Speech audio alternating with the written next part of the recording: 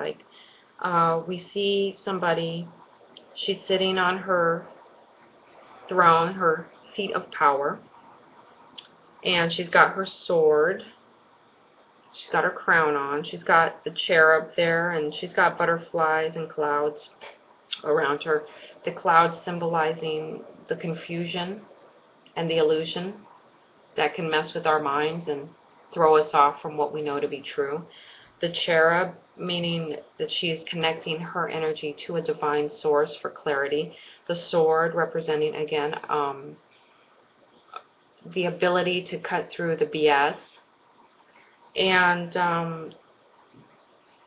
the butterflies bringing the energy of transformation. So a change in perspective, I would say, or just a change, just transformation in general of whatever the problem is. It's like using your mind to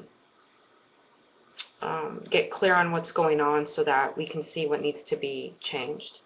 And in the background here, we see 3 people carrying away a coffin. All right, so that represents like something sad has happened. Okay, something's going on that's kind of like it would weigh heavy kind of on a normal person, or it's creating changes around us. Like death creates changes in like relationship structures and routines. You know, death is like a transformative energy. Again, like with the butterfly, something's changing. And so we need to get really clear on what is true for us so that we can be anchored during these changes, right? So that's basically what this queen brings to us. When she shows up in a reading, she's like, look, you need to detach from what is going on. Don't allow yourself to get pulled into the drama. She's not even facing us. Like, she's not getting pulled into the drama. You know, that's like the gift that she's bringing us. If this shows up, she could represent like what your angel is coming.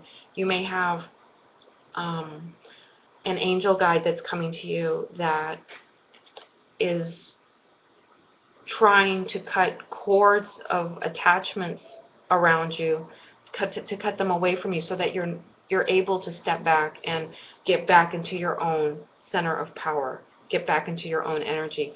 Whenever change happens, whether it's good or bad, it tends to create stress. And so we want to handle that stress with positive habits. Okay? So that's what she's bringing. She's bringing the knowledge of, how do I handle my stress? How do I handle the stress of the people around me so that I'm not losing my seat of power? And for her, the message is, hey, you need to just, it's not being mean, but you just need to step back and just say, you know what? This is how I feel. This is what I think. This is what I think to be true. That's why I'm not getting that. Maybe you think this is not a big deal, you know? So you say that. I don't think that your problem is a big deal. Or, you know, or the opposite. I think that there's a problem here, and it needs to get addressed. Like, it's just clarity of thought, clarity of communication. She's bringing us the gift of being able to say, look, stuff's going on. What is going on? And with her clear thinking and her clear communication, she can create positive changes around her and inside of her, so that she's always in her seat of power. Again, this is somebody that, you know, the cherub on the throne, she's relying on her spiritual path and the techniques that she has learned on her spiritual path, like affirmations and God boxes, and, you know, energy cleansing, and facing whatever fear she has. If a change needs to be made, maybe she's using her techniques to release her fear of the unknown and just step into that portal of faith and say, okay, I'm ready to make a change in my life, and I'm going to deal with whatever that change brings up. Maybe you want to do something for yourself that's going to make you a better person, and you just know it's going to make your life a better person. It's going to help you manifest your life purpose. but the people around you may not be supportive of that. So you've got to bring up your courage and say, I'm going to invest this money in myself. I'm not going to give it to you this time. I know you're used to seeing me always giving everything I have to everyone. Well, now I'm going to give to myself. And the people that are used to you always giving to them, they may stand back and be a little bit critical.